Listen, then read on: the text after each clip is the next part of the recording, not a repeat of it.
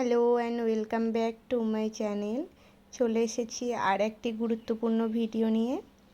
আজকের ভিডিওটি অঙ্গনওয়াড়ি কর্মী এবং সহায়িকা দিদিদের জন্য খুবই গুরুত্বপূর্ণ।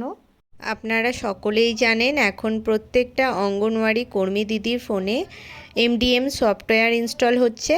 আর এই এমডিএম সফটওয়্যার ইনস্টল করার আগে কর্মী দিদিদের কিছু কাজ করতে হচ্ছে। আজকের ভিডিওতে আমি সেটাই আলোচনা করব। ভিডিওটি প্রথম থেকে শেষ অবধি দেখার অনুরোধ রইল। আর আমার ভিডিও যদি আপনাদের ভালো লাগে তাহলে অবশ্যই ভিডিওটিতে লাইক করবেন, বন্ধুদের সাথে শেয়ার করবেন এবং আমার চ্যানেলটি সাবস্ক্রাইব করবেন। তো চলুন ভিডিওটি শুরু করি। এর আগে আমি একটি ভিডিওতে বলেছিলাম এমডিএম সম্পর্কে। এই এমডিএম কি? এমডিএম হলো মোবাইল ডিভাইস ম্যানেজমেন্ট। আপনারা যদি ভিডিওটি না দেখে থাকেন তাহলে অবশ্যই আমার চ্যানেলে গিয়ে ভিডিওটি দেখে নেবেন। প্রতিটি আইসিডিএস প্রজেক্টে অঙ্গনওয়াড়ি কর্মী দিদিদের মোবাইল ফোন কেনার জন্য ইতিমধ্যেই 10,000 টাকা করে দেওয়া হয়েছে। আর অনেকেই 10,000 টাকা দিয়ে মোবাইল ফোন কিনে নিয়েছেন। আবার অনেকেই আছেন মোবাইল ফোন কেনেননি, তাদের পুরনো ফোনটায় ইএমআই নাম্বারটা আপনারা অফিসে জমা দিয়েছেন। আবার এমনও অনেকে আছে যারা এই 10,000 টাকা দিয়েছে এবং আরও কিছু টাকা দিয়ে একটু দামি মোবাইল কিনেছেন। তাদের ক্ষেত্রে অনেক সমস্যা হতে চলেছে, সেগুলোই আমি একে একে আলোচনা করব। এই এমডিএম সফটওয়্যারটা ইনস্টল করার জন্য আপনাদেরকে আপনাদের প্রজেক্টে অর্থাৎ আইসিডিএস অফিসে যেতে হবে। সেখানে এক্সপার্টরা আসবেন এবং ওনারাই আপনাদের ফোনে এই সফটওয়্যারটা ইনস্টল করে দেবেন। এবং তার আগে আপনাদের কিছু কথা আপনাদের অফিস থেকে জানানো হবে, যেমন আপনাদের মোবাইল ফোনটা ক্লিয়ার করার জন্য ফ্যাক্টরি রিসেট মারতে হবে, বা রিসেট করে আপনারা আপনাদের মোবাইল ফোনের আগে যে তথ্যগুলো রয়েছে সেগুলো অন্য একটি ফোনে বা মেলে আপনারা এগুলো সেভ করে রেখে দেবেন। কারণ হুট করে অফিস থেকে যদি আপনাদেরকে বলা হয় আজ এমডিএম ইনস্টল হবে, সেক্ষেত্রে আপনাদের সমস্ত ডেটা মুছে যাবে। কারণ ওনারা ফ্যাক্টরি রিসেট মেরে দেবে, তখন আপনাদের আর ব্যাকআপ থাকবে না। তাই আপনারা আগে থেকে এই ফ্যাক্টরি রিসেট মারার আগেই আপনাদের ডেটাগুলো সঞ্চিত করে রাখুন। আপনারা আপনাদের ফোনের ডেটা কিভাবে সংরক্ষিত রাখবেন, ফ্যাক্টরি রিসেট কিভাবে মারবেন, এই নিয়ে একটি ভিডিও আমি খুব শীঘ্রই নিয়ে আসব। এবার আপনারা অনেকেই আমাকে বলবেন কেন এই ফ্যাক্টরি রিসেট করতেই হবে। কারণ আপনারা যারা আপনাদের পার্সোনাল মোবাইল নাম্বারের ইএমআইটা অফিসে জমা দিয়েছিলেন তাদেরকে অবশ্যই ফ্যাক্টরি রিসেট করতে হবে।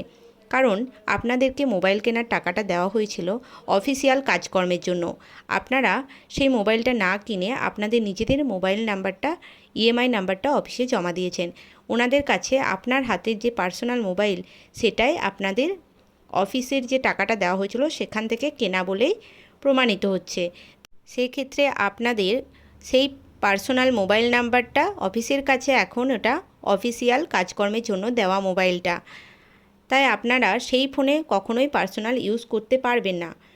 কারণ পার্সোনাল কিছু আপনারা যদি ইউজ করেন সেক্ষেত্রে এমডিএম অ্যাপ ইনস্টল করার আগে আপনাদেরকে আপনার যে ফোনের ডেটা, আপনারা কোন কোন অ্যাপ ব্যবহার করছেন, লোকেশন, কিছু ব্যাংকিং অ্যাপসও ফোনে থাকে, সেগুলো আপনাদেরকে ডিলিট করতে হবে। আর ডিলিট করার আগে অবশ্যই আপনারা ব্যাকআপ করে নেবেন, যেমন আপনাদের কন্ট্যাক্ট নাম্বার, ফটোস বা ভিডিওস হতে পারে, হোয়াটসঅ্যাপ চ্যাটস হতে পারে, ডকুমেন্টস হতে পারে। এইগুলো আপনারা গুগল ড্রাইভে বা এসডি কার্ডে সেভ করে রাখুন। আপনাদেরকে অফিসে নির্দেশ দেওয়ার আগেই ভিডিওর মাধ্যমে জানাচ্ছি, কারণ যে ফোনটা আপনারা ব্যবহার করছেন পার্সোনাল ফোনটা, সেখানে অনেক ক্ষেত্রে আপনাদের বাড়ির কোনো আত্মীয় বা বাড়ির কোনো মানুষের ফিঙ্গারপ্রিন্ট দেওয়া বা ফেস ক্যাপচার দিয়ে ফোনটার পাসওয়ার্ডটা খুলতে হয়। সেক্ষেত্রে আপনাদের ফ্যাক্টরি রিসেট যদি অফিস থেকেই মেরে দেয়, আপনাদের ডেটাটা সংরক্ষিত থাকছে না। এবং আপনাদের বাড়ির কারো ফিঙ্গারপ্রিন্ট বা ফেস ক্যাপচার যদি দেওয়া থাকে, সেক্ষেত্রে আপনাদের সমস্যা হবে ফ্যাক্টরি রিসেট মারতে এবং ডেটাটা ব্যাকআপ করতে। তাই আপনারা আগে থেকেই বাড়িতে যদি কারোর ফিঙ্গারপ্রিন্ট বা ফেস দিয়ে পাসওয়ার্ড ক্রিয়েট থাকে, ওনাদের কাছে ফ্যাক্টরি রিসেট বা মোবাইল ফোনটা পুরোটাই রিসেট করে নেবেন। এছাড়াও আপনারা পার্সোনাল জিমেল রাখবেন। যদি অফিসের কাজে আলাদা জিমেল ব্যবহার করা যায় তাহলে সেটা ব্যবহার করবেন, এবং পার্সোনাল জিমেলটা দিয়ে অফিসের কাজে আপনারা লগ ইন করবেন না।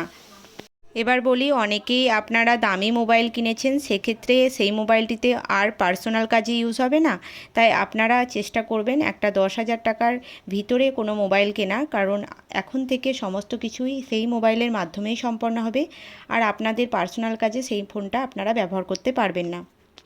আপনারা মোবাইলটা কিনে আপনাদের অফিসে একবার স্যারকে জানাবেন, অর্থাৎ সিডিপিও স্যারকে জানাবেন এই মোবাইলটার ইএমআই নাম্বারটা কি অফিসে জমা দেওয়া হবে কি না। যদি ওনারা চেঞ্জ করে দেন তাহলে আপনাদের পার্সোনাল মোবাইলটি অর্থাৎ দামি মোবাইলটি আর অফিসে দেওয়ার দরকার নেই। সেক্ষেত্রে আপনারা যে 10,000 টাকার ভিতরে যে মোবাইলটা কিনেছেন সেটার ইএমআই নম্বরটি অফিসে জমা দেবেন এবং সেই মোবাইলটিতেই এবার থেকে অফিসের সমস্ত কাজকর্ম হবে। ওই মোবাইলটিতেই আপনারা এমডিএম অ্যাপ ইনস্টল করে নেবেন। অনেকেই বলবেন, এবার মোবাইল কেনা হলো, সিম কার্ডও কি কিনতে হবে? না, সিম কার্ড এখন কেনার দরকার নেই। আপনাদের সিম কার্ড দেওয়ার পরিকল্পনা চলছে, যদি দেওয়া হয় আপনাদের কেনা সিম কার্ডের আর কোনো গুরুত্ব থাকবে না।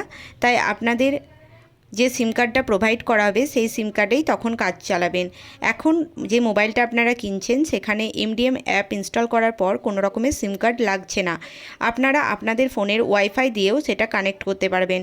অবশ্যই ইন্টারনেট লাগবে, সেক্ষেত্রে অফিসের ওয়াইফাই বা আপনাদের মোবাইল ওয়াইফাই দিয়ে আপনারা এই এমডিএম অ্যাপটা চালাতে পারবেন।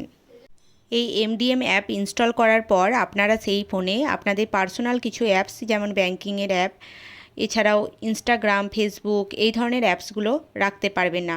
এবং আপনাদের যে ফোনটা অফিস থেকে দেওয়া হয়েছে সেই ফোনেই আপনাদেরকে হোয়াটসঅ্যাপ রাখতে হবে। সেক্ষেত্রে আপনাদের হোয়াটসঅ্যাপটা চলে যাবে সেই ফোনে।